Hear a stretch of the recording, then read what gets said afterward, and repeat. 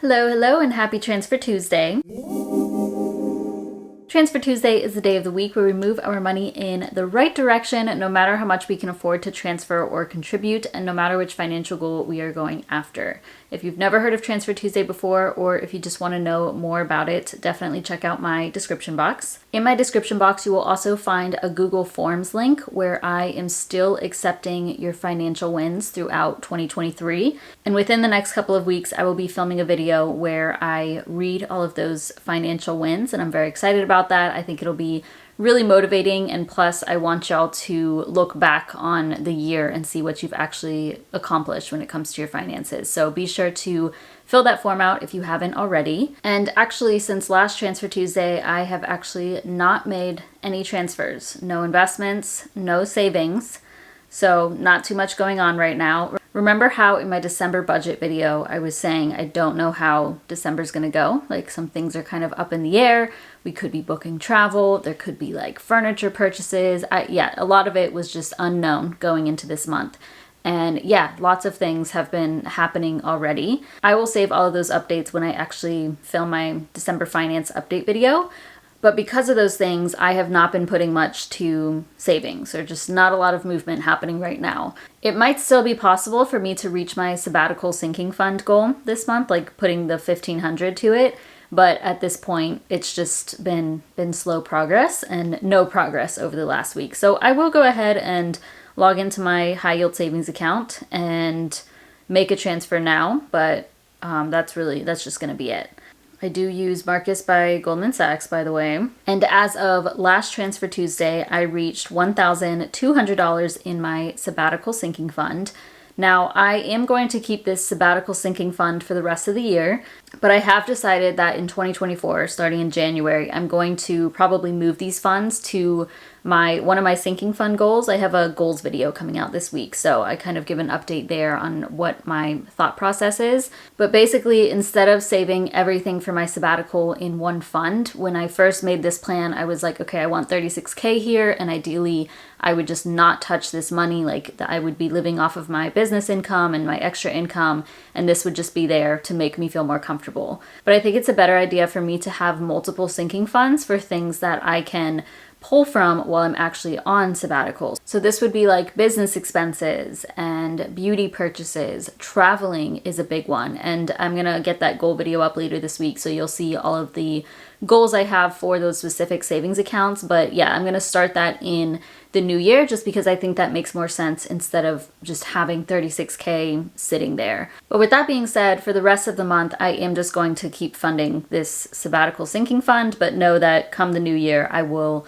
move these funds from here to one of those sinking fund goals. So for now, for today's video, I'm going to make a $100 transfer, and this is just going to come from my main checking account. I did receive payout from like Etsy. It wasn't too much, and then I received payout from a couple of my coaching clients, but that's about it. I need those funds there for the other expenses that came up in the month though, but I can spare $100.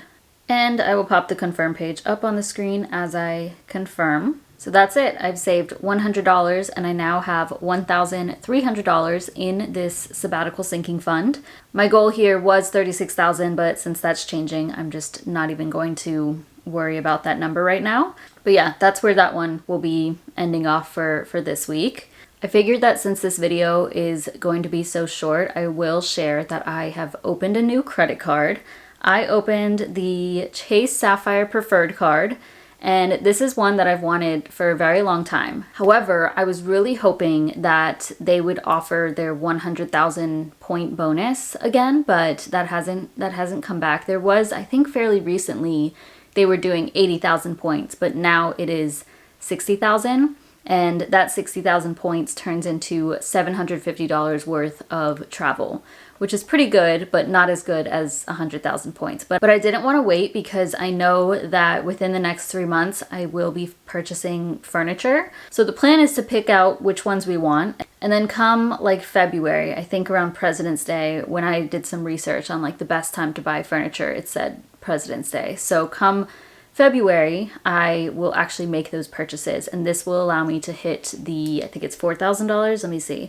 Yeah, you have to spend $4,000 in the first 3 months from account opening to get those 60,000 bonus points, which equals $750 in travel. There is a $95 fee, but that's not too bad to me because I think they give you a couple of other bonuses throughout the year that makes up for that, like some credits. The cashback overall isn't too bad. I will say that this isn't that great of a card for travel as a whole, unless you're somebody who books hotels and gets car rentals. So you get 5x points on hotels and car rentals, but flights, it's 2x points. However, I have the Chase Flex Freedom Card, one of my favorite credit cards, and that one gets 5 points for flights. So I can book through that one. I also have my Capital One Venture X card, so that one's great for traveling too. This also offers 3 times the points on dining, same with with my other Chase credit card. Oh, and then there's a 10% anniversary points boost. That's cool. You'll earn bonus points equal to 10% of your total purchases made the previous year. That means if you spend $25,000 on purchases, you'll get 2,500 bonus points. Okay, cool. Quite a few things going on with the card, but really the main thing is that I want the $750 worth of travel credit so we can take advantage of that at some point to book some travel. When I was applying for the card, I was pretty confident I would be approved, and it was so easy because I already have a Chase account and they just had me log in and then apply that way. I think I had to enter in like a little bit of information about myself, like 2 things.